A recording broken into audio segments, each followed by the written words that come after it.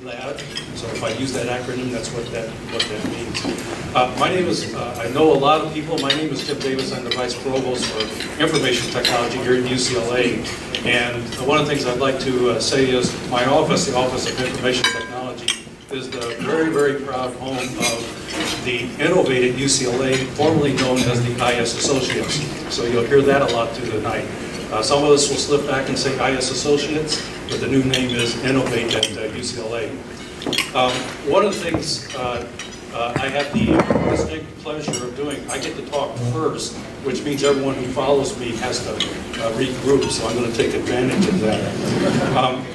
As I walked down the hall and walked into the reception area, I was reminded why this community, why this group is so important to me. The first question I said was, wow, it's been a year already? Weren't we just here? That's the first thing. But the second thing is, I just ran into so many friends and colleagues so quickly. And that's actually one of the things that's so unique with this Innovate at UCLA community. I actually like to call it the SoCal IT family. It's much, much more than just a set of colleagues. And I think a number of people here will second that kind of point. Next thing I'd like to do is I'd like to just extend a congratulations to all the award winners. This Executive Leadership Award is actually a very, very special award. It's from an IT community to outside the IT community. That actually makes it a very, very special award. And this gives me the moment to say to Debbie Simpkins over here, Debbie from Molina was the chair of ELAD today and did, for this year and did a fantastic job. Thank you, Debbie.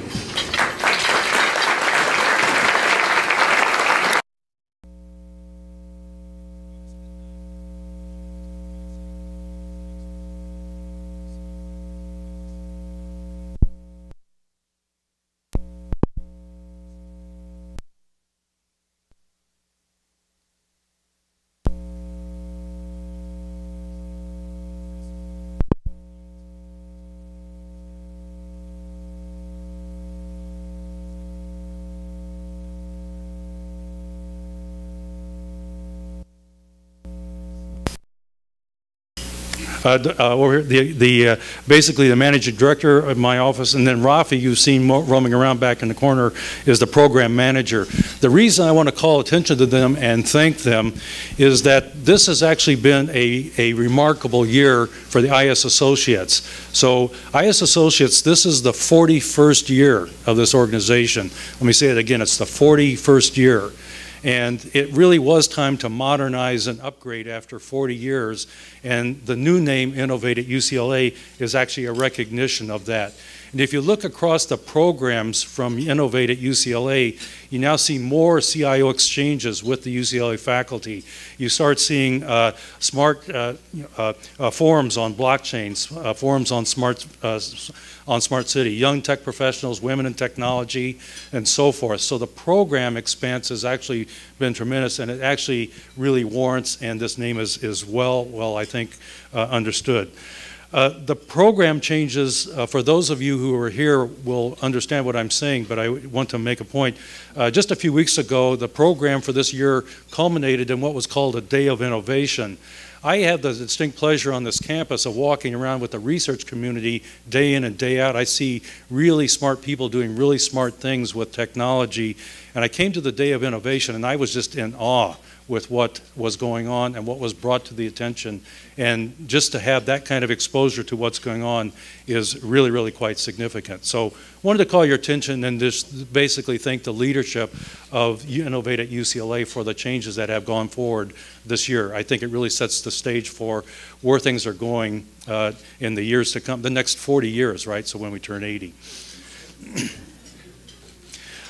So my final comments, and I'll turn it over to Don. This really is an evening of celebration, and there's several other things. So number one, 31st ELAD, really important, really glad to be here tonight. It is the 41st year of IS Associates now, Innovate at UCLA, so everyone practice that. For those of you who don't know, but I think many, it is the 100th birthday of UCLA this year. Yeah, that's. And then for those of you who were here last Thursday, I know a number of you were here. I know Ted was at the program and several others. This is the 50th year of the birth of the internet. And that actually took place last Thursday to the day, 50 years ago. And that actually gives me a good place to kind of jump off the stage here. But that was the first packet transfer between UCLA and Stanford. Again, last Thursday, there was a celebration for that. And for those of you who know Lynn Kleinrock, who was the faculty member of computer science that actually sent the first packet, you will know that last Thursday, 50 years ago, was the first network outage. And Lynn reminds us of this. So for those of you who don't know the story, I've heard it multiple times, but it's worth repeating. So the first packet transfer was an attempt to basically transfer the words log in. It got L and O, and then the network crashed. So that was the first crash. It also was just about 2 weeks late. Well, I'm exaggerating. I don't know the exact time. It also was very close to the first denial of service attack. So they worked out the kinks. They got the packet transfers working, and someone on the ARPANET basically said, "Hey, this looks like a good place to advertise stuff." So it had some companies start advertising their services over the first network. And that actually was a no-no at that time. You don't do any advertising. And so Lynn Kleinrock's group sent a cease and desist letter to that particular company, and it crashed their server. So that was the first deniable service attack. So we can celebrate that as well. We've all experienced many of those. Let me step down. I'd like to introduce Don, who's going to kick the program off. Thanks for being here, and please celebrate with all of us. There's lots to celebrate tonight. Thank you.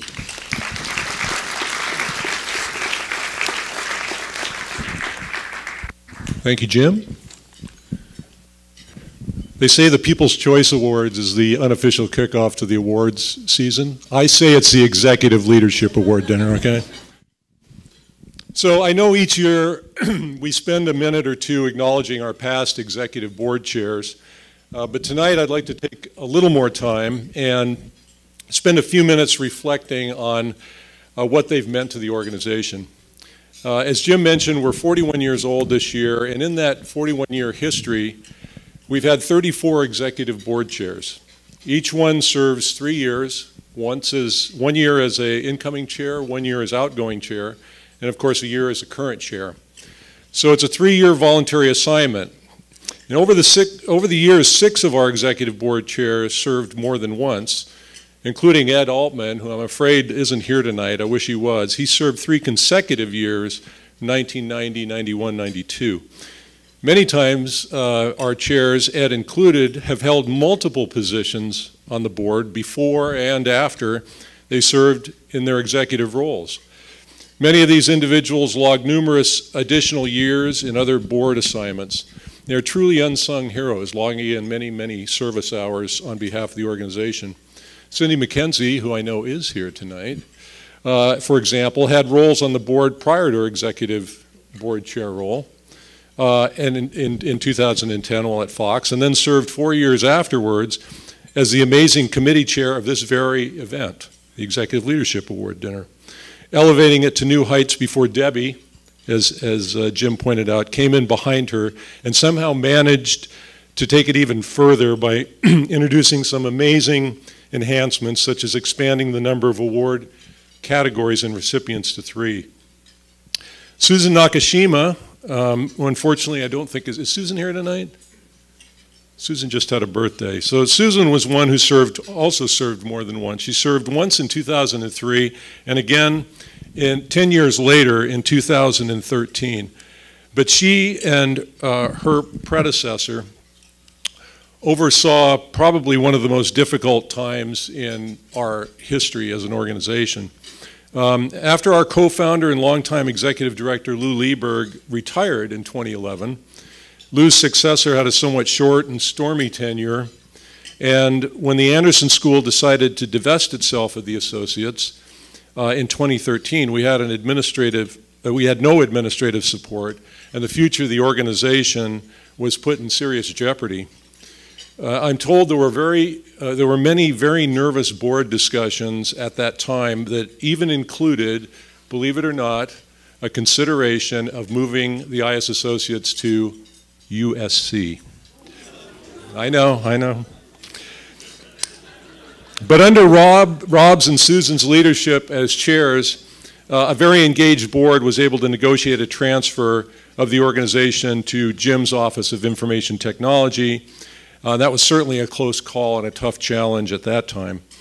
In December of 2004, at the final board meeting of that year, my predecessor as executive chairman, Al Strong, facilitated a debate about the risks and rewards of partnering with Evanta as host sponsor of the first Southern California CIO Executive Summit.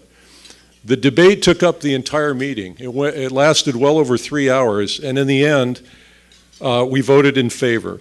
It turned out to be a very good decision for the organization because in the 15-year partnership that we have had with Evanta since, we have earned well over $300,000 in revenue share and are still going strong. So we have to thank Al Strong in large part for that. So these are but a few examples of the commitment of the executive board chairs and their dedicated boards and the major influence that they've had on the organization throughout the years. This year was no exception. And Jim actually mentioned quite a bit of this, but our current chair, Michael Keithley, came into the role with a determination to move our 40-year-old organization into a fresh direction. From the beginning of the year, Michael supported and helped promote a vision that included not just a new name and logo, Innovate at UCLA, but a new brand identity, mission, and message. Inspiring business innovation and research partnerships in emerging technologies through rigorous support of the university's educational mission and continuing and contributing to the development of next generation workforces through our members' interactions with the students. Michael also has also driven a renewed commitment to board disciplines and expectations. And he's put into motion an important strategy of broadening our board membership to achieve a more realistic age, gender, and industry diversity, and promoting leadership initiatives for women in tech. So it's been a lot of hard work for our board this year under Michael, but his influence has truly helped position us for the future. I wish you were here tonight to know that, to hear that. Next year, Teresa Miller, the CIO of Lionsgate, will be stepping into the role of executive board chair. And I know Teresa will continue the great tradition of leaving her own unique and lasting imprint on Innovate at UCLA, and we're very much looking forward to that. So at this point, I would just like to ask the following executive board chairs in attendance to stand and remain standing, and I'd ask the audience to please hold your applause until the end. Unfortunately, Ed Altman and Susan Nakashima are not here, but I'd like to ask Cindy McKenzie to stand. Cindy? Yeah, there you are. All right, Rob Devers and Steve Davis, I don't think made it tonight, unfortunately. Oh, there he is. Hey, Steve. Jerry Thody and Pat Zorsch, I know, are here. And Kim Spensian, did Kim make it tonight? Nope. And Michael is down with the flu, as was mentioned. And then next year's chair, Teresa Miller. Teresa, please stand. So while presiding over our boards throughout the last 41 years, these individuals and many, many others have voluntarily applied their professional experience and insight to help us navigate through many challenges and many opportunities, and for this we owe them a great deal of gratitude. So please join me in a warm round of applause for all of our board chairs.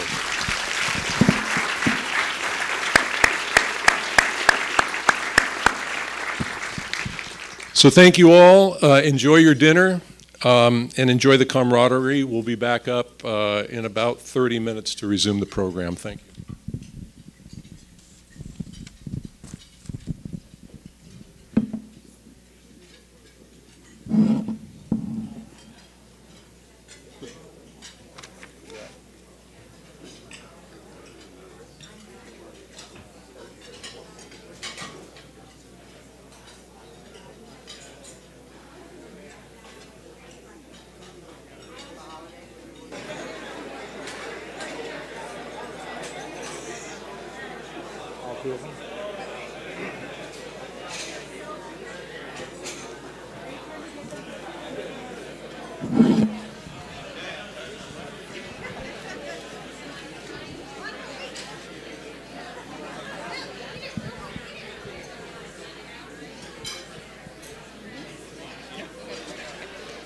Can I have your attention, please?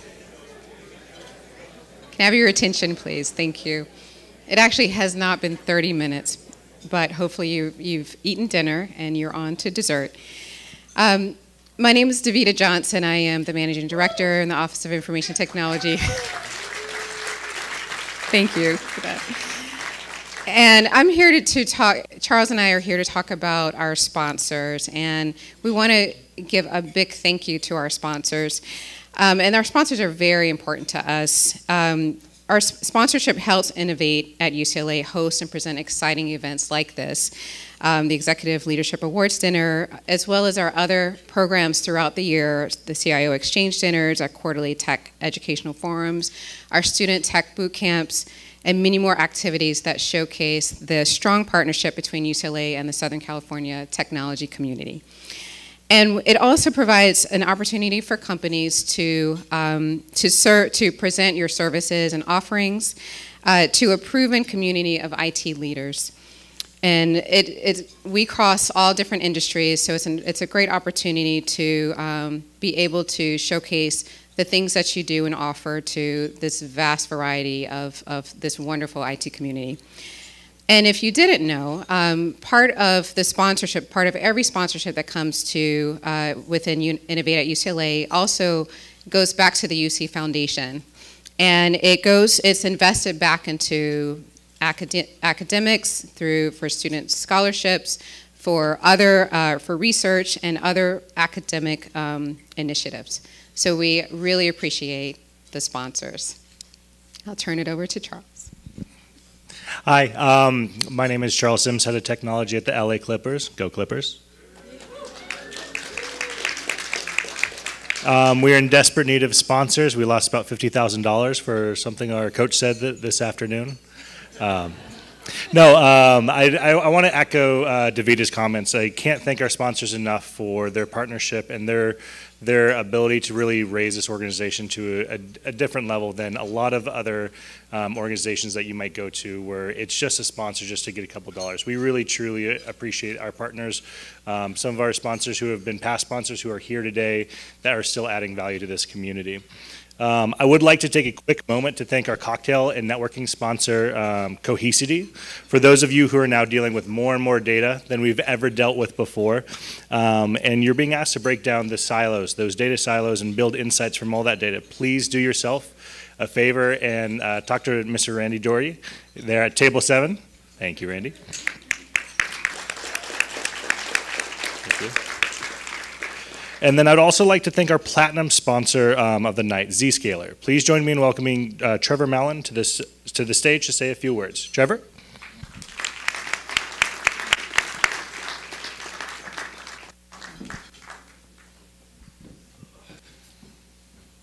Thanks, I appreciate it. Yeah, for sure. Oh, hey, everybody. Good to meet you all. So we got approached about this a little while ago, and I would like to thank Jim Davis for hosting us, having us, and also confirming that UCLA, not Al Gore, invented the internet. That was a big thing for all of us. I don't want to get into a corporate pitch about Zscaler, but I just want to touch on one thing real quick about why our CEO and founder was so excited to sponsor a education-based program. So he's actually from the foothills of the Himalaya Mountains. He was the one person from his village who was selected that actually got to go to school, not college or anything, just school. So for him, education is the most important thing in the world. He was able to travel to the United States, took advantage of the opportunity, started 3 different companies himself, and he's on his 4th now at Zscaler. And so he's made huge investments into the education community. When we found out UCLA not only wanted some sponsorship from some partners, but that they were also going to go invest the money back into the school and education programs, our founder jumped at the opportunity. So we want to thank you all for the opportunity. If you want more sponsorship, just call him. He's happy to give money out to education systems. But honestly, I mean, it's a great opportunity for us. It's a great community here. We did put a pretty decent investment into this thing, so I can't get away without doing some kind of sales pitch, but actually it's going to be a video from our founder. So just want to thank you all for the opportunity and the chance to speak in front of everybody. Thank you.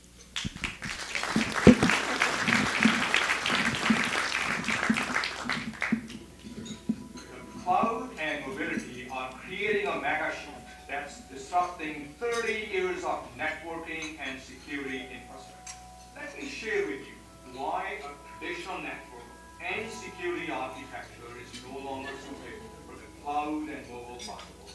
Applications are moving to SaaS and to public clouds. The users are no longer sitting in the office. They are working from everywhere. But security is still anchored to the data center. Until now, Zscaler is redefining network security.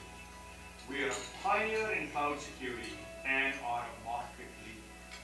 Today, the Zscaler Cloud protects more than 2,800 customers with users in over 185 countries. More than 200 of the Forbes Global 2000 count on Zscaler to help them move securely to the cloud. During peak periods, our cloud processes almost 40 billion transactions per day.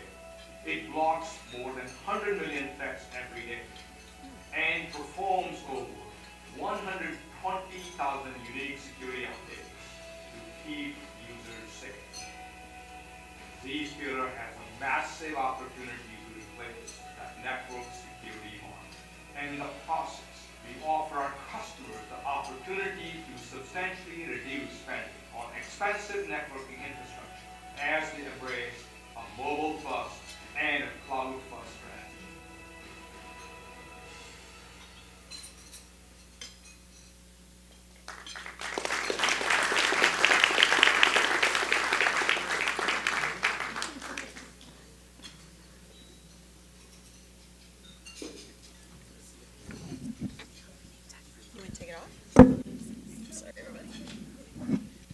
All right, how's everybody doing tonight? You guys doing good? How's dinner? Good? Okay, good. My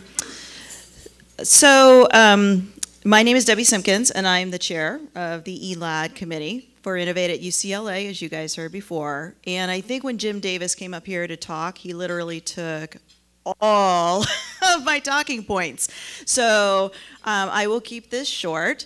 What he didn't mention about the legacy of this award is that the first award was given to the CEO of Wix Corporation. How many of you remember Wix? Don't tell me I'm the only one dating myself.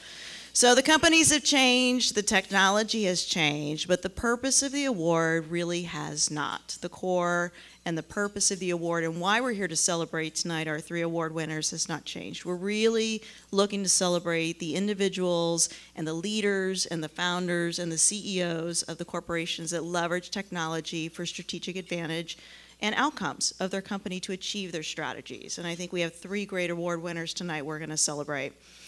I did want to say thank you again to Davida Johnson, to Rafi Simonian, and Eileen Chow for putting this event together. It takes a lot. There's flowers, there's table linens, there's invitations, there's all of that, but it takes a lot of coordination, so thank you. And I would be remiss if I didn't thank the committee members for ELAD. We actually start this process in January. It's a very rigorous process. I get out my clipboard and we go through quite a bit of maturation around really where is the technology going, which are the companies in each of the categories we should look at, and at the end of the day, we have some healthy debate and have come to a great conclusion in terms of tonight's award winner. So I want to thank the committee. I'll thank Rick first because he's sitting right here. Don Olander, if you guys could stand up real fast, because we do make you work. Thomas Phelps, Trent Johnson, Davida, Michael Keithley. I am forgetting one person. Rich Hoffman, who is not here tonight. So thank you all for helping in the process.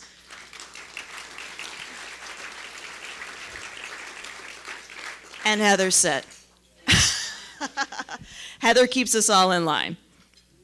All right. So Michael, as you guys know, is not here tonight. And so it's my pleasure to introduce the keynote speaker for tonight, Yvonne Wassenaar. Before tonight, I had not met Yvonne, and I had the privilege of getting on a prep call with Yvonne about 2 weeks ago, maybe 3 weeks ago, to talk about really tonight's event and what her key points were going to be. What she talked about in that call blew me away. We had a 10-minute interaction. She talked about her leadership philosophy. She talked about you all and what messages you would want to hear. She talked about how to move the workforce into automation and how to transition from a CIO into a CEO. It was very, in 10 minutes, imprinting on me. And so I think we can all learn from our keynote speaker tonight. So I will do a little bit more about Yvonne before she comes up here. She's the current CEO of Puppet.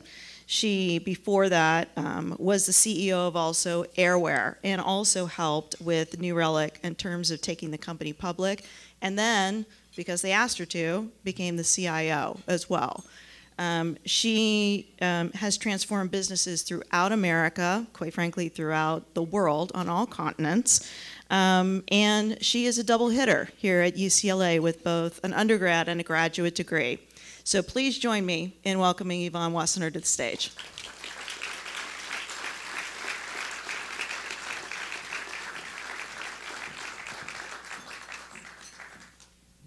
Wow, that person sounds impressive. And they sent me, so I'm going to do my best. A lot of people are like, I can't wait for your keynote. I'm like, oh my God, what am I going to say? So I have about 10 to 12 minutes, and we really want to get to the award winners and hear more from them. But when I talked to Michael and we did the brainstorming call, we said, gosh, what should we talk about? And we came up with the concept of moving the needle. How do you move the needle for you in your own career, regardless of what level you're at? And how do we move the needle collectively for society? And my personal belief and passion from how I've grown up, my parents immigrated from Holland. I'm first generation. I think like everybody, I've had a lot of things go on in my life personally as well as professionally. I believe our opportunity collectively is to increase diversity in leadership. Diversity of all types, of thought, perspective, experience, gender, all of it. And the way we're going to get there is by encouraging people to raise their hands and pulling people up, that we all have an opportunity to do this. So I want to talk a little bit about why I think this is so important, why this is our collective opportunity, some things that I learned in my leadership journey that helped me get to where I am, and then what it takes and how easy it is to go from CIO to CEO if you have the right mindset. So I'm going to try to pack that all into 10 minutes, and we'll see how I do. Okay. So why is it important? The reason that we need more leadership around, or more diversity around the leadership tables, is the fact that technology is changing the world around us at a pace that none of us can truly appreciate. And I believe we need more social consciousness, that there are really important questions to be asked. Because this is what a lot of people in America used to do. They used to work in manufacturing plants. They used to drive trucks long haul. And quite frankly, this is what manufacturing plants are increasingly looking like. There's no people there. There might be some people running the software. There might be some people maintaining the robots. But the robots don't take vacation. They don't belong to unions. They don't use the restroom. They, on average, cost $8 an hour. And so we have to think societally, what does that mean for workforce? How do we ensure that people have employment and they have meaningful jobs? Self-driving cars, we can talk about a lot of things, but what is the right way to test them? How many lives will we lose? How good does the technology have to be? How do you make the decision of if there's two bad decisions, which one the computer makes? Really important decisions. There's no good answer. This one might throw you. I don't think any of you know what this picture is. Well, you know what the picture is, but you don't know why it's up here. There's a really interesting use case for blockchain, and it's to support sustainable fishing. And so that the fish that shows up on your sushi platter is really the fish that you think it is, and it was sustainably harvested from where it was harvested. So blockchain's great in that regard, but have we ever thought about the energy utilization in an era where we've got climate change issues, and particularly if you think about blockchain as it relates to Bitcoin. And so at the end of the day, there's just a lot of things that we have to think about. And I believe, ooh, I went a little too fast there. I believe that we have to, it is not going to go on this slide. But that's okay. I know what the slide says because I wrote it. So I believe the most important thing is that we increase the social consciousness so that as we're debating these questions that have no one right answer, that we're getting the different perspectives from society, that we understand and we think about the broader implications. So great. So I want all of you to raise your hands and rise up higher and to pull people along with you, because from everything that I've heard from the award-winning profiles, you're all people who care. You're all people who want to make the world a better place. So one thing I learned in my journey is networking. And the important part is it's part of your day job. So by nature, I'm an introvert. And I made it a long way in my career just by working hard. And I kind of got pulled up to where I needed to be. But I did have this one experience. And I don't know if any of you relate to this. How many of you eat lunch at your desk? You're busy. You got a lot of stuff going on. So I had it in my mind that I should get promoted to senior vice president at a company I was working at. And I talked to my boss, and he thought I definitely performed at that level, but we need to figure out how we were going to get me promoted. And I had an executive coach, and she and I were working on all the boxes I needed to check. And I found out, very unfortunately, in a joint debriefing session, he actually said this in front of me, as if I were not there, to my coach. You know, Yvonne's amazing and all that. Well, how about some constructive feedback? She really shouldn't be so aggressive about title.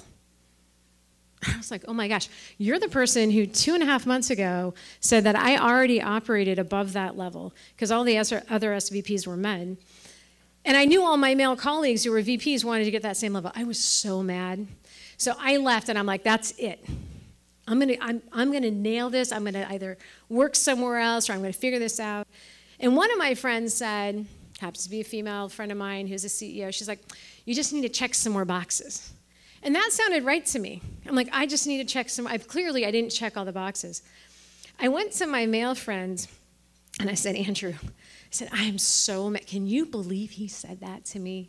That was so wrong. This is a diversity thing. I'm being held back. And he's like, don't you dare. Don't you dare come crying on my shoulder. This is your fault. You own it. I'm like, what are you talking about? Like, this is like my sympathy moment. Like, bring on this sympathy. He said, no. He goes, you're one of the smartest people I know. And I work with CEOs and COOs all over the valley. I'm like, this is making no sense. I'm like, it's my fault, but I'm one of the smart people you know, and I didn't get this job. And he said, the problem is nobody knows you. You eat lunch at your desk. Everybody in the company, nobody else knows you. And he said, these other people, they spend 2 to 3 days networking a week. It's part of your job. I'm like, part of my job? And so he said, who's your recruiter? And I'm like, my recruiter? Like, what do you mean my recruiter? He's like, oh, you're worse than I thought. But ultimately, what Andrew told me, he introduced me to some folks. And what I learned is, it is part of your job. And I would say, if there's a few things I take away on networking, what I learned was this, is that I initially felt really guilty if I'd leave at 10 in the morning to go down to Andreessen Horowitz and meet with a recruiter there. That was part of my job. I didn't go work at a little startup, but she would have people who wanted to go work at my company, and she'd introduce them to me, and I'd have people who wanted to be entrepreneurs, and I'd introduce them to her, and you're exchanging people in the network, and it's amazing. And I did that during the day. And then when I became CIO at New Relic, I had people I could call. I'd call people up and they'd give me their org charts, they'd give me their budgets, because they knew me. And so what you start to realize is networking can be part of your day job. You don't have to just do it after hours or on the weekends. And that led to the second thing is you get what you measure. So I set up a tracking where my goal was every week I would meet one new person and I'd rekindle a relationship with somebody I knew. It's not that hard. And I'd actually write it down. And if I didn't know a new person to meet, I'd ask somebody. I'd say, hey, could you introduce me to somebody interesting? And it's amazing. It's absolutely amazing what happens. And then the final thing is you're busy and you have a lot of time, and I I'm not very patient. And so I had to learn that you have to focus on the giving. Like, you don't meet these people expecting they're going to give you anything. You just meet them, you try to help them out, and good things will happen. And I guarantee you, if you do these three things, if you give yourself permission to network during your day job, because it's part of your job, you track what you're doing, and you always focus on the giving, everything else will come together. So this got me through a large part of my career.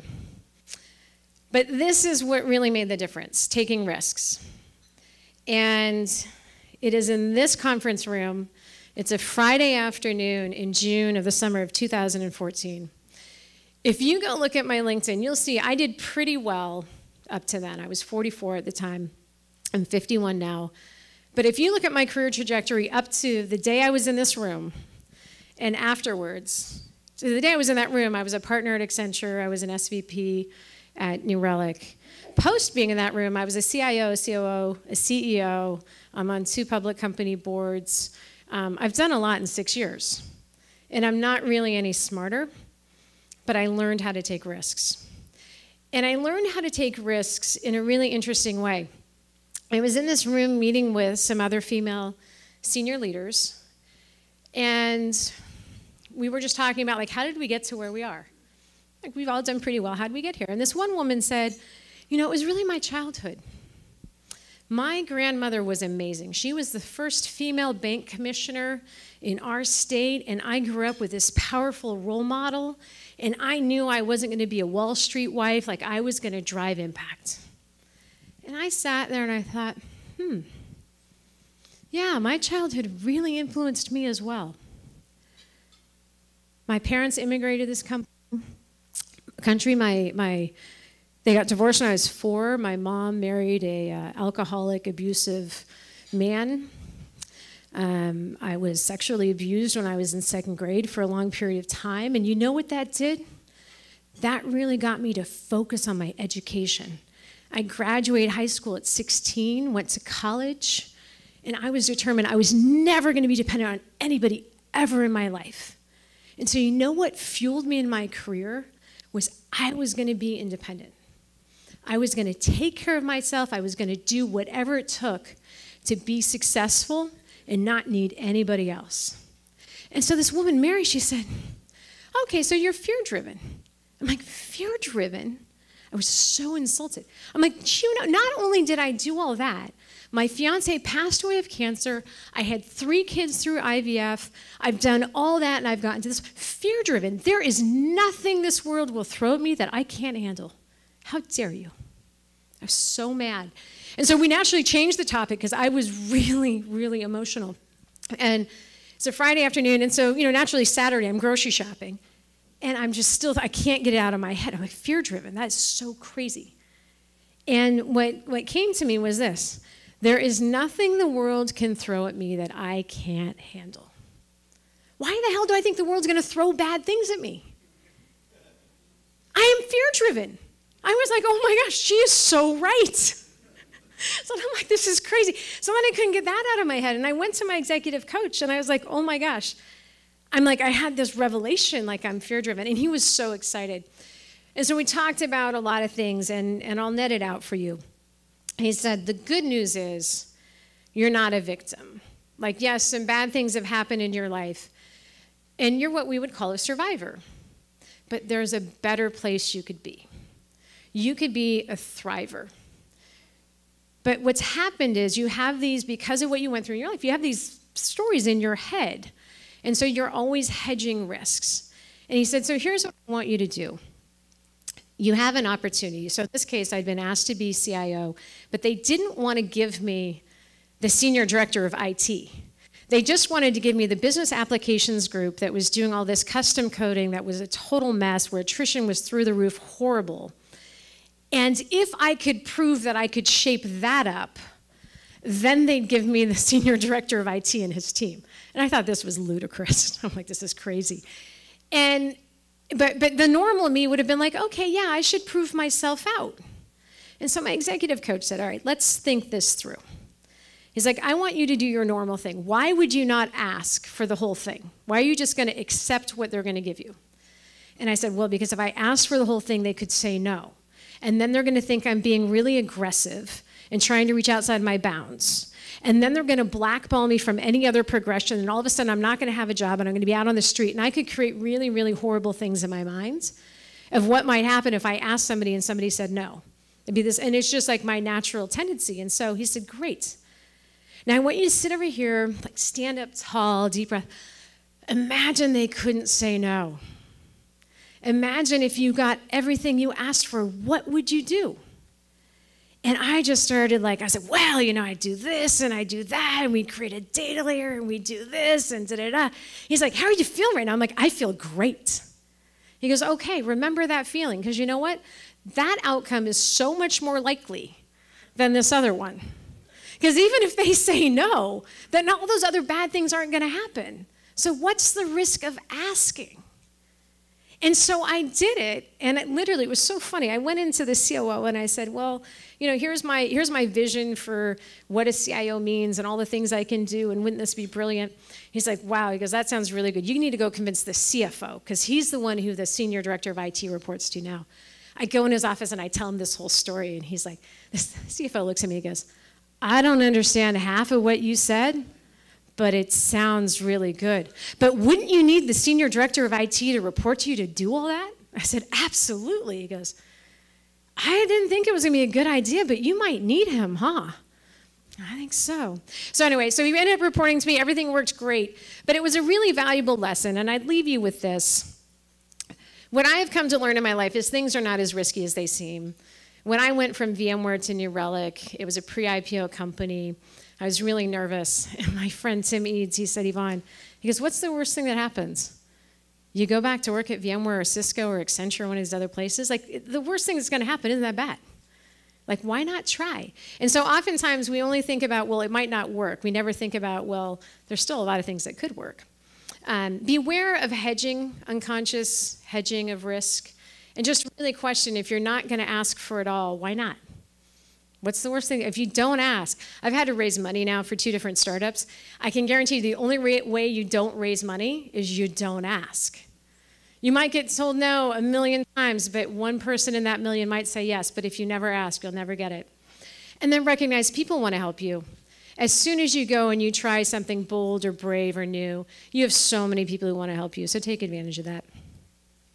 And so what you all want to know, CIO to CEO. There is a lot you can leverage. And so we were just talking about it at the table. As software is eating everything in the world, technology is becoming a critical component at the C-level in the boardroom. And there are few people who actually understand how technology works in these large corporate environments. So there's a great opportunity for you to leverage that skill set and bring it into the executive suite. The second thing I uncovered is CIOs are some of the rare people in a company who actually understand it all. You understand every single function, you understand how it works, you understand how they make money, you understand how they make product, because you support it all, and you're helping them innovate. And so most people don't know that. They either know finance, or they know engineering, or they know go-to-market. You understand all of it. And one of the most important things is you know how to balance initiatives and running the business. And I will tell you, as a CEO, that's what I do day in and day out. Because if there's one thing that happens as a CEO, everybody wants something. And you have to decide who gets what, when do they get it, how does it work. And so you have a lot of stuff to leverage from a skill set perspective to go from being a CIO to a CEO. And that's why you're seeing it happen more. You're seeing more CIOs get on boards because you have the core skill sets. I think the biggest difference is what we were talking about in terms of hedging risk versus grabbing opportunities.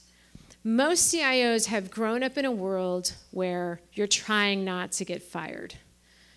You're the one who everything can always go wrong. The network can go down, you can have a security breach, all of these different things.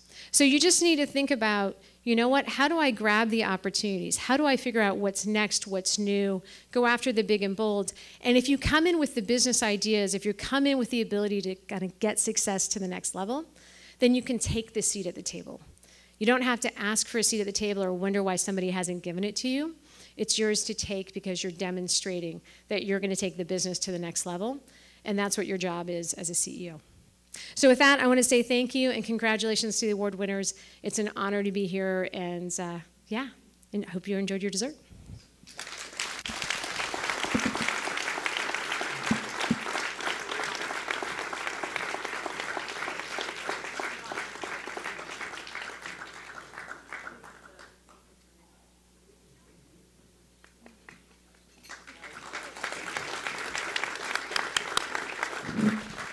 All right, I've got a couple asks. No, I'm kidding.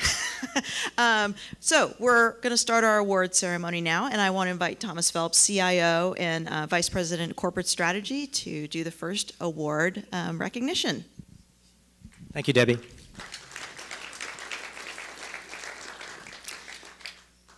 So I'm very honored to present this year's Public Sector Award for Executive Leadership to an amazing person and a wonderful leader, Sachi Hamai, Chief Executive Officer of Los Angeles County. I've had the pleasure of getting to know Sachi over the last several months as a champion of transformative change within local government. And she's actually someone who really cares about the 10.1 million residents who call LA County their home. How many of you live here in LA County? Many of you, right? I've also seen how she really cares about students as well. She came and spoke at our Osaka Career Night, inspiring over 300 students and professionals about her career journey and giving them very practical guidance. You know, with 112,000 employees here in LA County, this county is the largest employer in the state of California. In fact, they have more employees than Google, believe it or not. 112,000 employees. Can you imagine running an organization with that many people across 37 departments? Sachi is also responsible for a budget of $36.1 billion. $36.1 billion. And when you think about it, LA County would be ranked a Fortune 93 company this year, more than Coca-Cola in terms of revenue. It's just amazing. So before we bring Sachi to the stage to accept her award, we would like to share with you a great video that the team had produced that provides a dynamic view of Sachi's vision for the role of technology in government with a social mission.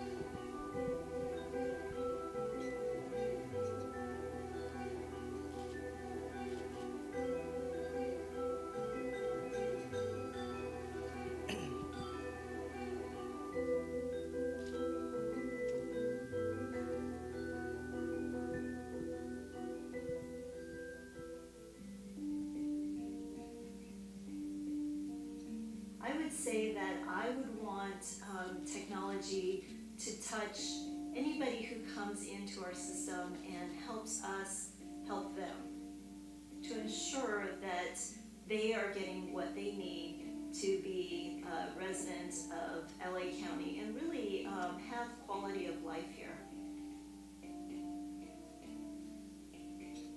There's a tremendous amount of transformation that's occurring in the services that we provide to the residents of Los Angeles County, and it starts with the data and sharing that data across departments. Okay, so we came up with this idea of developing an information hub so we can get that 360-degree view of a client, provide better whole person care, understand the types of services they're receiving, and then understand outcomes of those services, understand how effective those services are over time.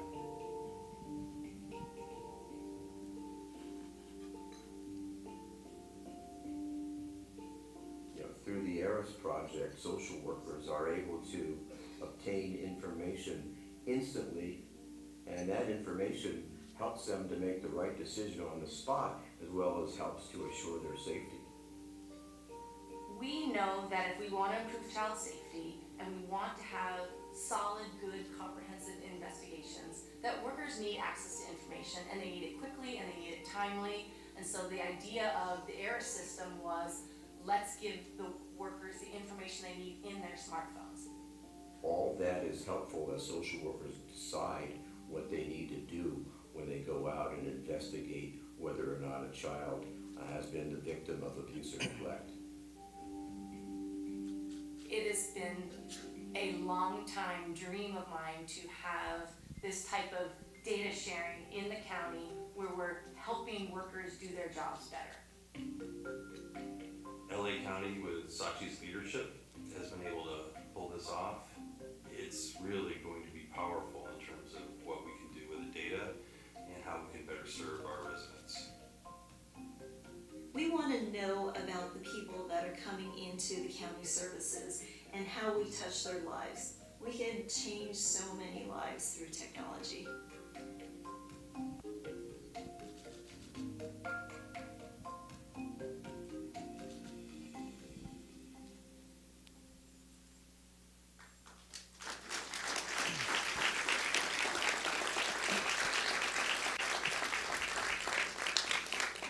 Wow, powerful words. We can change so many lives through technology. So Sachi, thanks for being a transformative leader representing government and truly changing lives here in LA County. So with that, please join me now in welcoming our Public Sector Award leader, Sachi Hamai, CEO of LA County.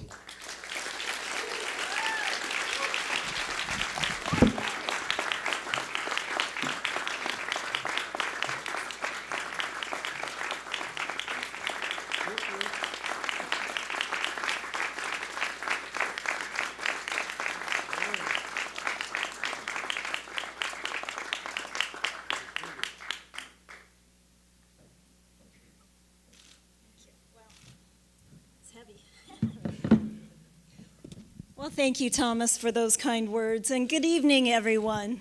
It's such an honor to be receiving the Public Sector Award from Innovate at UCLA. I'd like to thank the Executive Leadership Award Committee for Innovate at UCLA, and UCLA for sponsoring Innovate at UCLA and its 41st year. I think that was ingrained into us, 41st year. And I'd also like to thank my CIO, Bill Kehoe, and his entire amazing CIO team that's also here with him this evening. You know, a couple years ago, we had, our CIO for LA County had retired, and when we went out for a recruitment for a new CIO, I knew that the person that we were looking for was somebody that we needed to be collaborative, to kind of think outside the boundaries of government, to be someone who was going to be a partner with nonprofits and the business community. And I wanted to ensure our CIO really had the foresight to make data something that would be transparent, not only for county employees and our Board of Supervisors, but for the residents of Los Angeles County. And I think that's what we have done with our data hub. It's something that I know many other government entities are very acutely aware of what we're doing here in LA County, and I think are watching closely to see how this really does transform individuals' lives.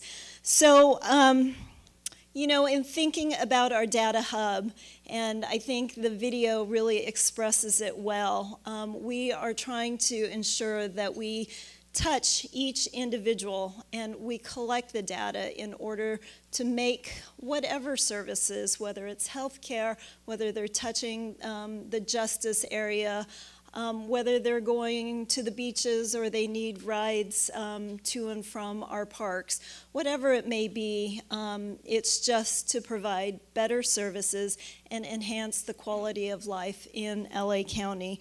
So while I'm receiving this award tonight, I also want to thank my entire executive team. I have my team members here as well who have truly also been part of the transformative change. So again, thank you. I really appreciate and I'm honored to receive this award. Thank you.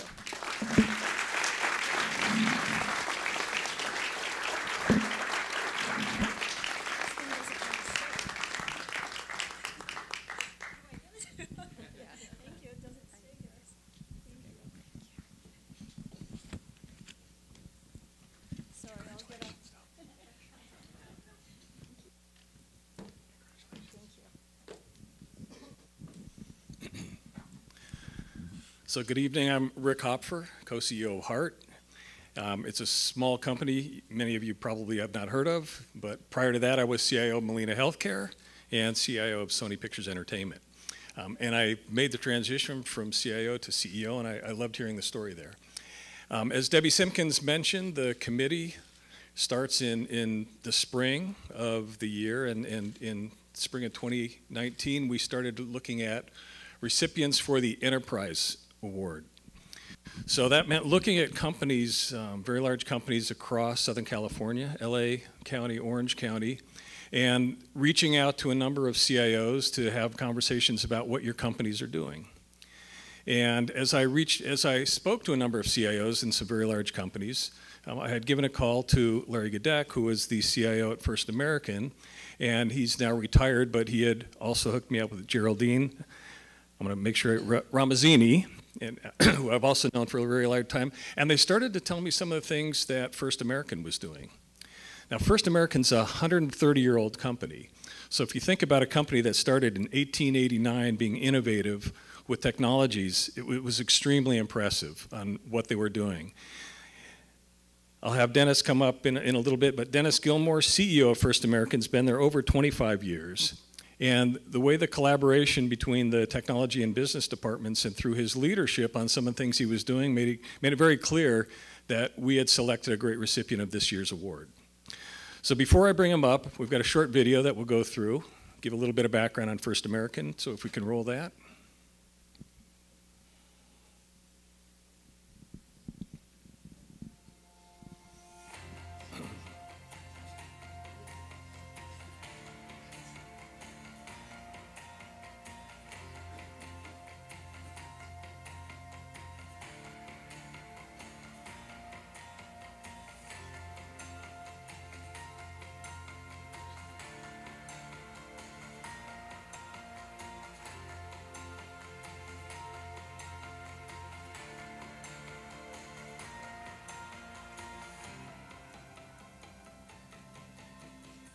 No company is going to last 130 years unless it's innovative. No company will last 130 years unless it adapts to change well and rapidly. Technology is changing our business. It's driving changes to improve the consumer experience. It's driving changes to improve our efficiency, driving changes to make our people more productive and increase their ability to do their job. With enough time and money and effort, any company ultimately can replicate a technological gain, but you can't replicate our people. You cannot replicate our culture. And that's where I think we have a competitive advantage.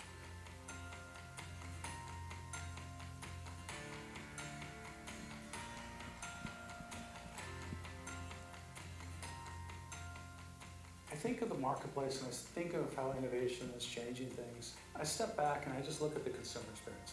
At the end of the day, a consumer is going to want a more simplified transaction, a more efficient transaction, a more digital transaction. And I think that's kind of our true north. We keep pushing for that to occur. When I think of all the innovative things going on in the world right now, and specifically to our company, what I primarily focused on is the deployment of artificial intelligence and machine learning. I think they will fundamentally change how we do our business over the next 5 or 10 years. I think we live in a time right now that the technology will allow us to do things we hadn't even imagined possible 5 years ago. And so when we look out again 5 or 10 years, and we always as a company have a very long-term view, I think this technology will just enhance and change and make the process more efficient, better for all parties involved. But at the end of the day, in my opinion, I never deviate from this, it's always about our people.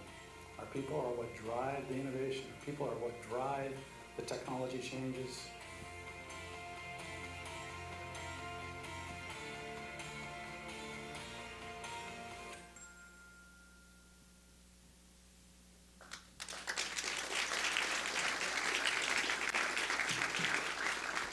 So I think after watching the video, it's very obvious why we selected the right person and individual, the right leader, the right CEO for this year's recipient. Come on. Thank you very much. You bet. And I hand that to you.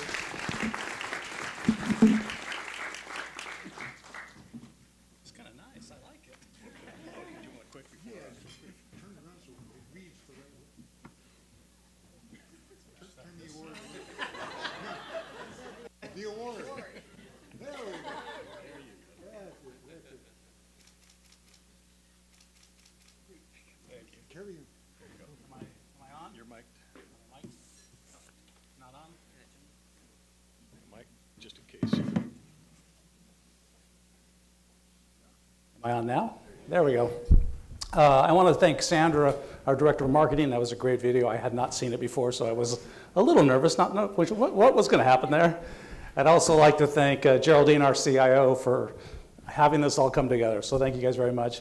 I'd like to thank Innovate at UCLA for hosting this event. It's a great award. I'd like to thank the board and the staff for putting this event together. Always very difficult to do, and you guys have done a great job. Thank you very much. And I'd like to acknowledge the other winners. Great job, everybody else. Today I'm going to just talk for literally 2 or 3 minutes. Promise, 2 or 3 minutes. And I'd like to talk about technology, and I'd like to talk about people. And I'm the non-technologist in the room. Remember, I'm not the technologist. I'm the CEO. But I know a lot about technology. And we've done some amazing things at First American with technology. It's been critical for our success over the last 5 years, 10 years, 20 years, and it will be over the next 20 years going forward. And it's kind of interesting. We are doing things now with technology that we really couldn't even imagine doing 5 years ago. And we're just starting right now. And we're really, really warming up. We've got blockchain projects going on. We got AI projects going on. We got bot projects going on. I could go on and on and on and on, things that are going on at the company. And when we look forward right now, when I look forward to the next 20 years, I actually get even more excited because the ability to do things with the technology we have right now will just change the experience for our employees and change the experience for our customers beyond our even imagination that is going so fast right now. But here's where I'm going to pivot. And I may be a little different than most in this room. I believe technology has given us really great competitive advantage. But it's always temporary, by the way. With enough time and money, basically, at least in our company, in our industry, anything can be replicated. With enough time and money, you can replicate technology. But what you can't replicate in a company, in my opinion, at least again in our company, you can't replicate the people and you cannot replicate the culture. It is actually what I believe is the long-term competitive advantage of our company and most companies. I really, truly believe that. We believe that so fundamentally, by the way, that we've inverted the pyramid on how we run the company. And I kind of mentioned it in the video, but if you talk to most CEOs, they basically say something to this effect. Shareholders go first, customers go second, employees go third. It's absolutely inverted at our company. We basically do everything we can in our power, and we have 19,000 employees, so it's not small. We have everything in our power to put our employees first. If we give our employees the tools they need to do their job, and we support them, encourage them, invariably, by the way, invariably they will exceed our customers' expectations. And we rank very, very high in customer satisfaction. We're a Fortune 100 best place to work company, and all of those awards. It's all driven by our employees. And if we run the company effectively, we always exceed our shareholders' expectations. And we've done very well over the last 10 plus years since we've been public. So a little different take on it. I'd wrap it up this way. Technology always gives us a short-term and medium-term competitive advantage, but the people give you the long-term competitive advantage. And it may be a little different for most folks in this room to think of it that way, but that's how we think of it in our business. I'd like to wrap up again, thank Innovate UCLA for the award. It's a great award, I appreciate it. And I'd like to thank a table here, First American. This award would not be possible without their dedication. Thank you guys very much.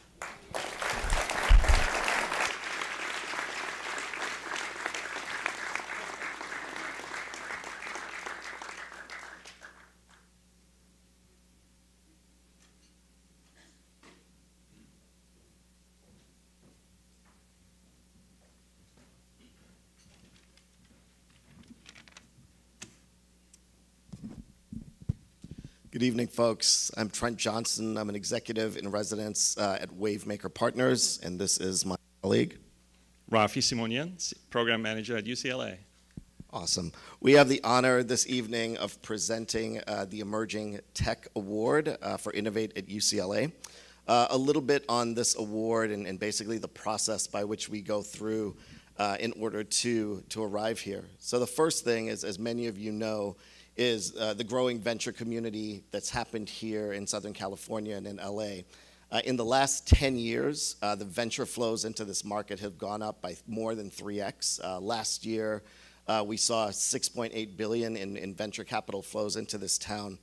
Beyond that, UCLA is a part of a network of universities that graduate in the country, the largest metro, graduating the most engineers, bar none.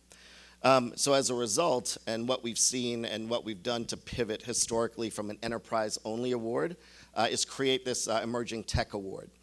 So we started with a number of companies, many that you've heard of before: WAG, Ring, Clutter, Hyperloop, SpaceX, you name it, Beyond Meat even.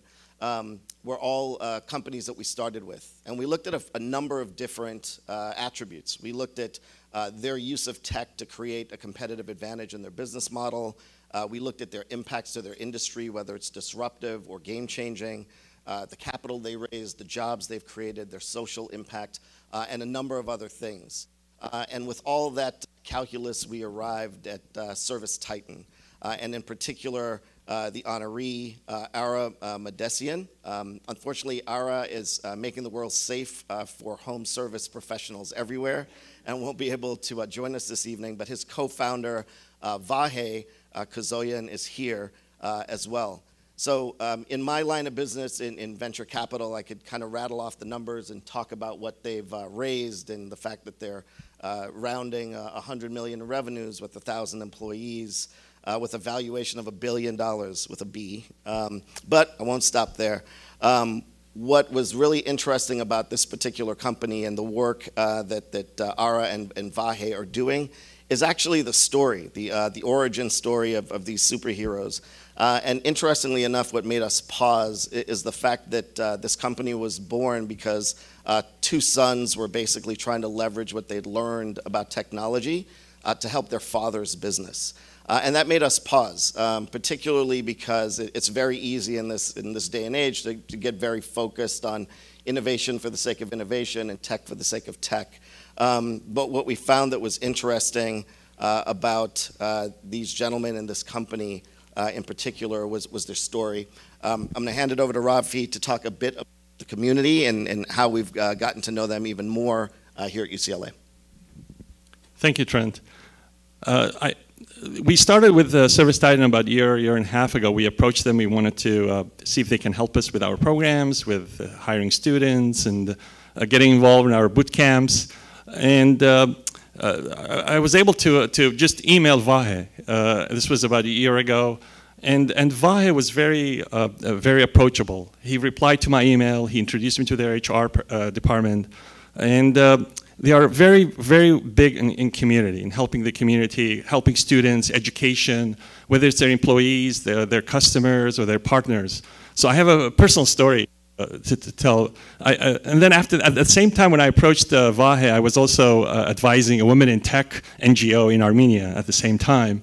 And both of us having that Armenian background, I approached Vahe because the NGO wanted an Armenian founder to basically help those students in Armenia to inspire them and to get them into the STEM field. And when I was talking to the director Monday night, I emailed Vahe Tuesday morning, and he replies to me in one day. He says, "Yeah, I'll be happy to do the video for these students." And within a few days, he was traveling to Armenia. He introduced me to his assistant. He was able to prepare the video, and we were able to play it at a pitch day to these students. And he was also, Service Titan was also sponsored that program.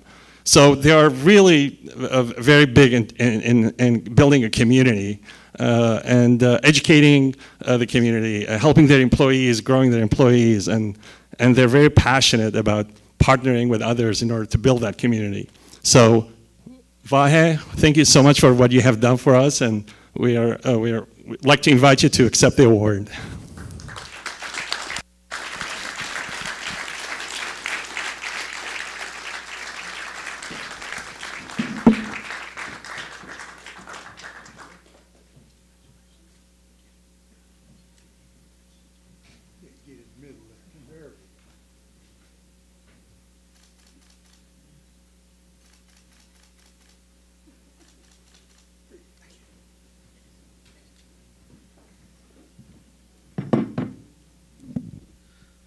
Thank you, Rafi, Trent. It's very humbling to be up here being honored today. So I'd like to thank Innovate at UCLA for honoring us today. As a proud Trojan, it was a little awkward in the beginning, but it's truly very humbling to be up here. So I'd like to just maybe share our story at ServiceTitan and how tech has obviously been a big part of it. But a little bit about me and my co-founder Ara as well. We were both born outside this country. I was born in Armenia. My co-founder was born in Iran. We came here when we were little kids, and we could kind of, what I think was really instrumental to our journey was the fact that we got to have a front row seat to seeing the, your typical immigrant kind of story where our parents gave up everything they had, language, no money. They moved out here. And to see them go through that journey and all the adversity that they had to overcome to put us in a position to go to good schools and so forth was really important for us when we were running the business because, as anyone who goes through that story knows, it's never a straight line. There's always peaks and valleys, and being able to look back and see all that was instrumental in basically not dying throughout that whole thing because it was definitely not straight line for us. So where our story began was I was about to graduate, and my plan was to go and become an engineer at Google or Facebook or something. And the year before I was going to leave, I was at my dad's. My dad is a plumber, and I was at his office, and I saw the software he was using, and it was like this green blinking dot and all this kind of stuff, and I was like, what is this? How is this possible? So I thought it was just my dad, like he didn't know what software to use. So I figured I'd spend a couple of weeks, I'd Google something, get something installed, and be on my way. And after Googling around and not finding something, I was like, okay, this shouldn't be too hard to build. So typical engineer, I underestimated the level of effort. And I ended up thinking, okay, I'll tinker around for a few weeks. And so I started building this thing. And it's easy to look now and look at we're a billion-dollar unicorn, whatever.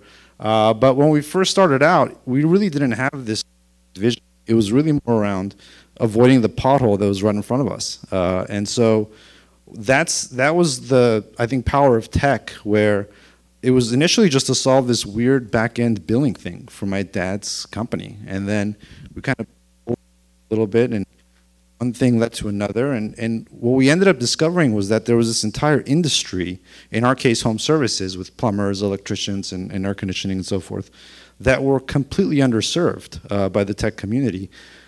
And so my co-founder and I decided to take a gamble and start the company.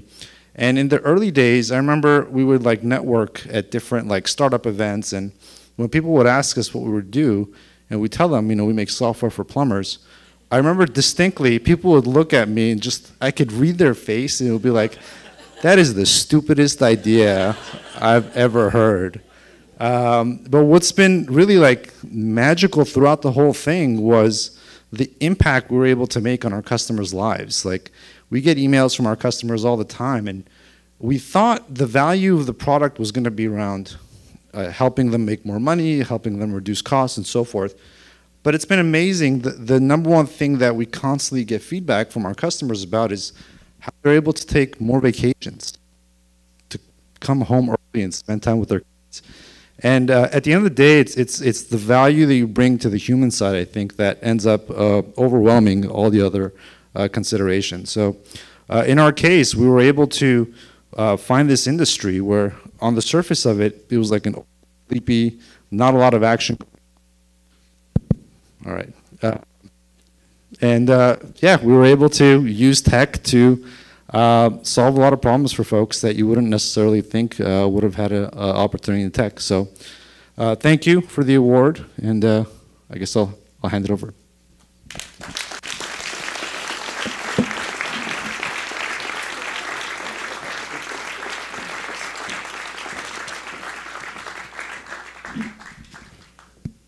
Okay, folks, so at this stage in the program, we're going to transition to our panel. So what I'd like to do is ask all the awardees to make your way back up to the stage while I introduce our moderator for the evening.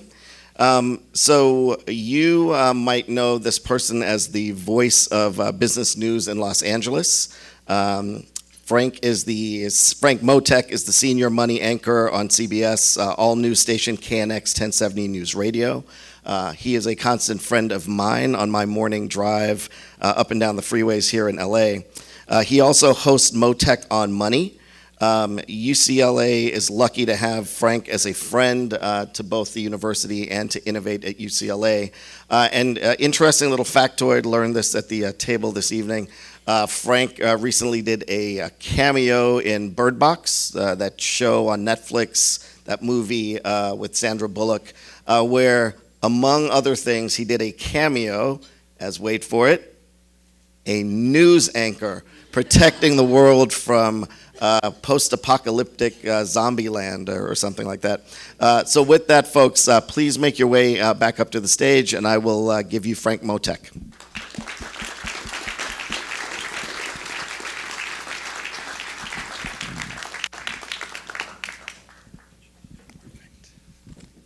Thank you very much, Trent, for that generous introduction. Good evening, ladies and gentlemen. Hopefully you won't need any blindfolds here tonight like we had in the movie Bird Box there, for those of you who have seen it. I don't want to spoil the whole movie, but want to, first of all, join the chorus of congratulations for our honorees here this evening. Very, very impressive group. Let's give them another hand here, first of all. And congratulations on all the big announcements and all the anniversaries being celebrated here tonight. UCLA, the internet, right down the line, a lot to celebrate. And by the way, the stock market at a record high too. Let's not forget about that. As a matter of fact, the Dow closed up 182 points at 27,675, NASDAQ up 24, and the S&P 500 up 8. And now the weather mostly clear, starry sky. Lows will be down around 55. We're showing a very pleasant 65 right now here in Westwood. It's an honor to be with you here tonight, ladies and gentlemen. Let's be seated and have a nice conversation and talk to these folks. You know, eagles don't usually flock, so when the best come together like this, it's a special occasion and something very, very significant. We are celebrating the three of you tonight as leaders. You've demonstrated the exceptional creation of value to achieve company vision by application of innovative, forward-thinking, and disruptive technologies and operating models to deliver outcomes for your organization and the communities and customers you serve. Of course, innovation, a huge driver, in fact, the primary driver of economic progress. We'd like to take this moment now to explore their personal journeys to the CEO roles, and given the speed of technological change, we'll also delve into how technology, especially emerging technology, will influence their respective priorities and future innovation. Let's put it that way. Let's start with Sachi. Congratulations to you, and it's an honor to be up here on the stage with you. Thank you. Congratulations on what is now your 31st year with Los Angeles County, the largest economy, of course, in California, and the third largest in the world. And by the way, the economy for Los Angeles County larger than many countries, including Belgium and Norway, I've been reliably informed this evening.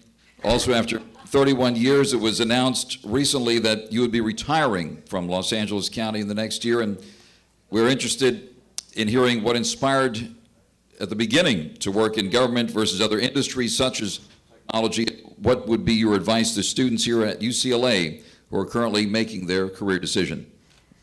Well, those were a lot of questions, rapid fire. But I will just say I am actually born and raised in Denver, Colorado.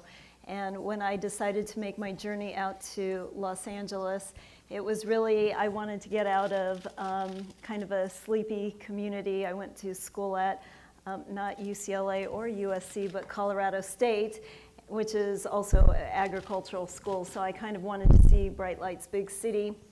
The county at that time was offering my job, the starting job, at a salary of $24,000, whereas the big 8 firms were offering the starting salary at $19,000. So, of course, being an accountant, I took the $24,000 job.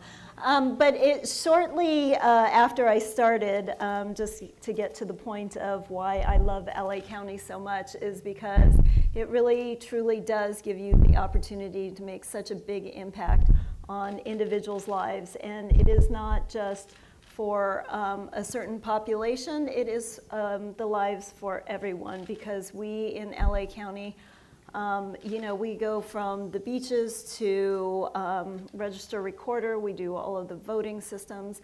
I mean, there's so much that we do in our county to make the lives better for all of us. So it's been a fantastic career. Wonderful. Congratulations. And thank you. Dennis, you've been CEO of First American now for just over 9 years, since 2010, served in CEO roles prior to that, and I understand that you didn't always see yourself as a business leader. Let's talk about that for a moment. Can you talk to us about when your dreams shifted to becoming CEO, and possibly something personal you've had to overcome to continue the trajectory into the C-level ranks? Sure. You know, it was great, by the way, just a side note, it was great meeting you tonight. But it's an odd relationship. You've been with me for over 20 years in my car. I've just never talked back to you. Well, I have to say, it's great to be in front of a live audience, and you all look a lot taller in person also. So thank you, sir. Thank you. Anyway, thank you. Nice knowing you. Thank you. Likewise. Thank you. My journey is a little different than probably most. I always figured I'd start my own business. That didn't work out, obviously. But why my journey is a little different is I'm severely dyslexic, and I don't write at all. You'll never see me write a note or anything of that nature. So very early on in my life, in my career, and all through school, I learned very quickly that I needed teams around me, people around me, to be able to be successful. And all through junior college, I went to junior college so I didn't have to take the SAT, then through state school, and on and on and on. Then I got into the working world very quickly, and I immediately went into a supervisory role, so I didn't have to do anything directly. I had everybody else do everything. And I was successful at that and moved my way up through the organization. I joined the company about 25 years ago, and specifically to your question, I probably honed in, was on the track to be the CEO probably about 15 years ago. I've been CEO for about 10 years. Again, congratulations. Thank you. You just reminded me, I had the privilege of meeting Ringo Starr last weekend. He donated a sculpture to the city of Beverly Hills, and we were talking about the Beatles and all that. And one thing that we talked about was Paul McCartney, who admitted recently that he did not read or write music. Isn't that something? One of the greatest musical minds in the world does not read or write music, so quite remarkable. Vahe, who's at my table, sir, congratulations to you. Co-founding Service Titan in 2012, and since then it's been hyper growth for Service Titan, jumping in 2019 this year from 500 to 1,000 employees, now a $1.65 billion valuation. Congratulations on that. What would you see as the biggest challenge you've had to overcome as you built this company over the last few years, and in the CEO role specifically? And what is the longer-term strategy for Service Titan going public, given the climate and other recent experience from companies going public this year, such as Uber and Slack?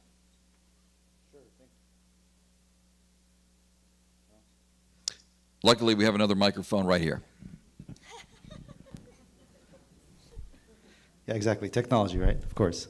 You know, the way that we look at it, the biggest challenge that we have to overcome, especially over the next few years, it all comes back down to people across the board. And so when I think about what has allowed us to get to the point that we're at, it's been primarily around being able to attract and retain the right talent. And when we think about the biggest constraints for growth, it's really around the bandwidth constraints that we have in engineering and generally across the board in terms of being able to get the right people into the right seats. And what I always think about is how do I just get the hell out of the way and let people do what they need to do? Because generally speaking, that's where the slowdowns come from.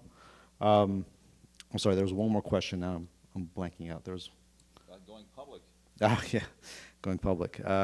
My favorite topic. So, you know, for us, the way we think about it is just like in the early days. I remember when we did our Series A, people were coming around, you know, congratulating and so forth, as if that was an accomplishment in and of itself. And I always found that weird because it's really just a step in the journey. And so for us, that's how we think about potentially going public. It's not an end in and of itself. It's really meant to be just a step in the process. And so when we're very ambitious at ServiceTitan, and our goal is just to maximize the opportunity that's in front of us. And when we think about the universe of companies that have ever existed, and if you rank them from biggest to smallest, the big ones are generally big public companies. So for us, we think it's a matter of likely when and not if, but that's not something that we're focused on today. And so our goal is just to be able to give ourselves the optionality when and if that time comes, but it's certainly not something that we're focusing on as an organization. This is the inaugural event of Innovate at UCLA, and let's talk about innovation. I'm going to stick with you, Vi, for a moment. What does innovation mean to you, and if you have an innovation process, can you tell us about that? Yeah, to me, the way I think about innovation is looking at the world that exists today, and then looking at the world that will exist tomorrow, and being the driving force that gets us from today to tomorrow. So that's how I would define innovation. In terms of the process that we have at ServiceTitan, we're very big believers in kind of the agile methodology. Beyond just a product development approach, it's just how we run the business. And so what I mean by agile methodology is we think that there's a lot more value in being able to do something fast and then iterate afterwards versus waiting and waiting until you have the perfect plan. And so we try to architect all of our processes to be intrinsically iterative in nature. And so whether it's launching a new product or going into a new market or having some sort of a big internal change, the process component that we really focus on is being able to test things and validate things along the way. And sometimes that means just stopping and killing things quickly, which is as much of a win in my playbook. In fact, sometimes it's a bigger win than seeing something to the finish. But really, it all comes back down to taking intelligent risks, mitigating the biggest potential risk points in anything, and then setting yourself to be able to iterate quickly. Thank you for sharing those insights with us. I'm going to turn to Sachi now and bring up a subject that impacts all of us, and that is the homeless situation here in Los Angeles and LA County. Sachi, in your interview with the Executive Leadership Awards Committee members, I've been told, and your acceptance speech here tonight, you talked about innovation through data to address the homelessness issue. Tell us what you mean when you say we need to break the cycle, and give us your view of what's happening here with the population and the homeless going up in Los Angeles County at around 57,000, which is in fact larger than the population of most cities in Los Angeles County. Beverly Hills population, for example, is approximately 35,000. Sure, I think, so you're absolutely correct. We are, the second largest county in the United States with the highest homeless population. New York is #1. However, for Los Angeles County, every night there are approximately 57,000, as Frank just indicated, individuals. 75% of those individuals are unsheltered. Unlike New York, which is the opposite, 75% are sheltered. So when you think about it, LA County is really truly the #1 homeless capital, which I hate saying those words, homeless capital of the United States for unsheltered individuals. When I talk about breaking the cycle, the one thing that we see most often is individuals who perhaps had a job, they got sick, they got hurt, they are just on the margins, and pretty soon they lose their housing, they are out on the streets.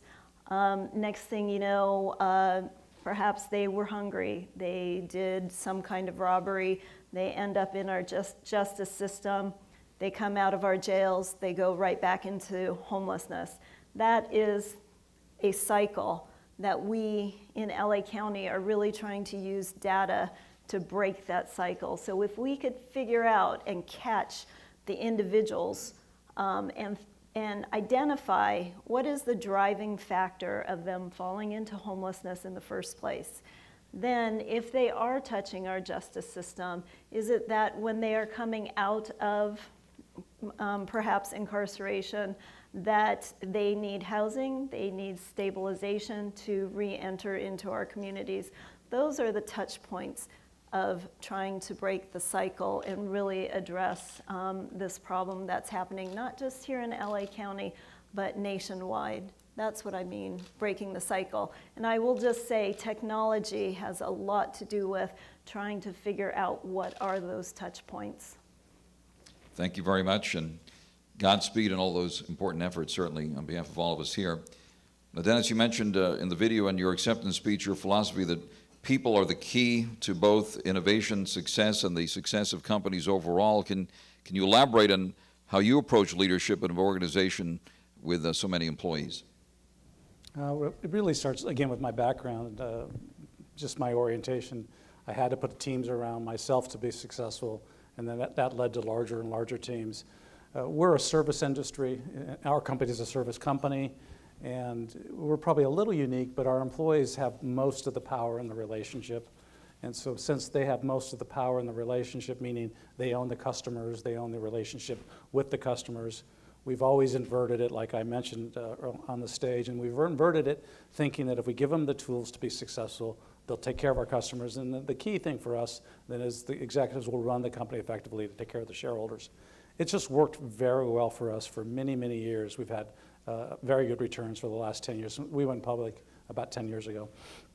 But it just goes so much further. You mentioned it also. It's really, everything is oriented around the people, getting the people, keeping your headcount stable, and everything associated with that. And in a company like ours, that's probably a little harder to do than people realize. Just in the U.S. alone, we have over 800 branches. So you have a lot of different cultures, a lot of different branches with a lot of different things going on. So it's hard to keep a very consistent approach to those issues. That's kind of our true north always. Just put the people at the top. Thank you for that. And Vahe, how are you preparing your workforce for the future at Service Titan? We saw those robots working on one of the videos here. Are you going to be using robots? How are you preparing the workforce of the future from a skills perspective and continue to create value through the talent of your workforce? Sure. So for us, it really comes down to, first and foremost, making sure that it's the right people coming in, because the ability to be successful, sure, the company can do a lot to develop, and we're starting to do those things, but we think it really starts in the hiring process. So when you get the right people into the right positions, I think it really comes down to, going back to your question, focusing on value creation, because at the end of the day, there's a long-term view on what the company needs to do, and it's my role as a leader is to set the vision and help people understand how they fit into it. And so as long as we're able to create value for our customers and then enable our people to contribute to that process, from where we stand, we want to be the drivers of the innovation and bring change to the world, or otherwise we're going to fall victim to it. And so as long as we set the right path and we enable our people to be able to put themselves in those positions, that's where we focus. Let me ask you this now, thinking back through each of your careers, what advice would you give to the leaders of tomorrow to prepare for this journey, some of them in the audience here tonight at UCLA? Dennis, you want to take that one first? Sure. I would just point out it's interesting, and obviously not rehearsed, but it's interesting all three of our answers have a very similar theme. Put the right people in the right roles. and get out of the way and let things happen. So that's interesting all the way from a government office to startup, very successful startup, to a Fortune 500, very, very similar. My advice would be, whether you're looking to work for a startup or a Fortune 500 or government, it doesn't really matter. I think get a good culture, get a good location where you can prosper, that you feel like you can contribute. I think it's helpful if you actually like the widget you're involved in. Personally, I think that helps a lot too, to have some passion about the product that you're involved in. And then the last thing I'd say, for especially the people starting their careers, take ownership of your careers, be in charge of your careers, manage your careers, don't expect it just to happen. Now, Sachi, what advice would you have for the leaders of tomorrow and how to prepare? Yeah, I think two things. Number one, and just kind of looking back on my career, one is that, you know, wherever I was in my career, I often took on more responsibility that was outside of my job scope and duties. For some odd reason, things just kind of fell on me, and people would ask me. I was chief of internal audit, and you know, one of our supervisors asked me to go to Sacramento to go lobby a bill, and I had absolutely no idea. Fast forward to today, I am in charge of our entire county's legislative platform. So you never know when those skills that you learn somewhere in your career will come at a later time and help you. And I think Yvonne talked about it earlier tonight. I just want to touch upon networking. I think having a network is so key to coming up through rank and file. And really, when you get to the executive management and leadership positions, you cannot do the jobs by yourself. You have to have a good network of individuals that you could turn to help you and really support all of your efforts. Thank you very much. And Vahe. I will give a few pieces of advice. Number one, I'm a big believer in the fact that we all have this huge opportunity cost with whatever decisions we make. And in the world that we live in, we end up spending most of our waking hours at work. And so the first piece of advice I would give is just to make sure that you're understanding what the opportunity costs of the decisions that you're making, and that at the end of the day, there's not going to be you know, an infinite amount of time to do what you want to do. So I would just start off by saying, just make sure you're maximizing your time, and that at the end of the day, I think Yvonne said it very elegantly. When you think about the different options that come your way, many times the riskiest ones that have the biggest upside also have the downside. But a lot of times the downside really isn't that bad, because especially once you kind of reach those certain milestones, whether it's getting an education or a certain amount of experience, the worst thing that can happen is, you know, go into the next best job that you can get, which usually isn't that bad of a deal. So I'm a big believer that you know, risks, chances are taken and they're not given. And so I think going for those swings and thinking big is really, really important, because it's really easy to become complacent and find yourself, you know, 10 years down a path and not being somewhere that you don't really want to be. So in my journey, I've taken a lot of risks, and some of them have worked and some of them haven't. But the thing that I've found to be most critical is just to take the risk in the first place. And so I would just encourage people that, especially when you're early in your career, to take those big bets and not be afraid of the downside. Ladies and gentlemen, please join me in thanking this esteemed panel, our honorees here tonight, Sachi, Dennis, and Vahe. Congratulations to each of you. And thank you so very, very much for sharing your insights with this audience here tonight. Innovate at UCLA. And now, ladies and gentlemen, it's an honor to bring to the stage the incoming Innovate at UCLA Board Chair, Teresa Miller.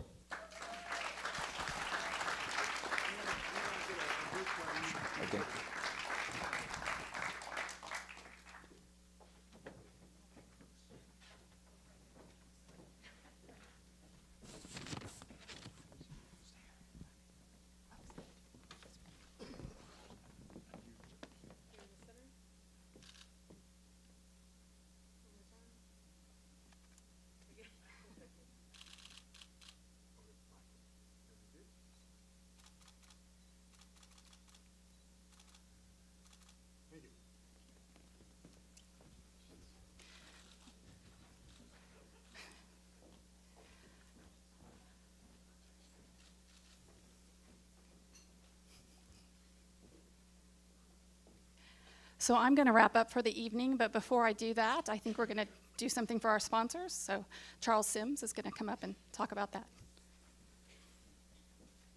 Thank you. So again, this has been a great evening today. I wanted to thank our sponsors just real quickly by giving them both a gift. So real quick from Cohesity, can I have Randy, can you come up?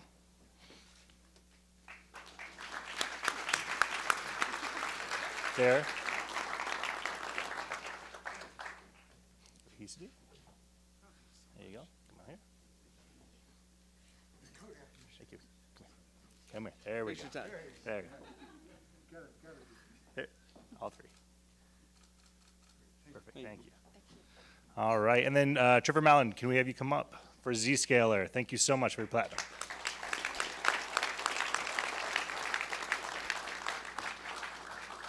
This one.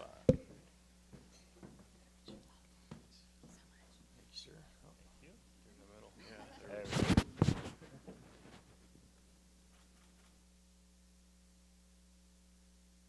All right, and now I'm going to hand it back over to Teresa. Great. What did you guys think about that video from LA County? Isn't that amazing? I mean, I live here, and I was amazed at those stats. It's huge, unbelievable. So again, I want to thank all of our committee members, everyone that helped to make this evening a success. I also want to congratulate our award recipients again one more time. You guys are such inspirational leaders. I think for me, excuse me, just listening to how you use technology, but there's so much focus on the people, and I think that's what really makes you great leaders. It's just been an exceptional evening, really illustrating the evolving nature of technology and the impact that it has on society. And as Don mentioned earlier, we are evolving at Innovate at UCLA as well. And I look forward to working with all of you in the coming year as we reshape the board and our programs, and we connect with a new and diverse set of technologists, and as we expand our relationship with UCLA in new and exciting ways. So I just want to challenge everybody in this room to grab this opportunity, grow this organization, and put Innovate and Innovate at UCLA. Thank you, everybody, for coming tonight, and have a safe trip home.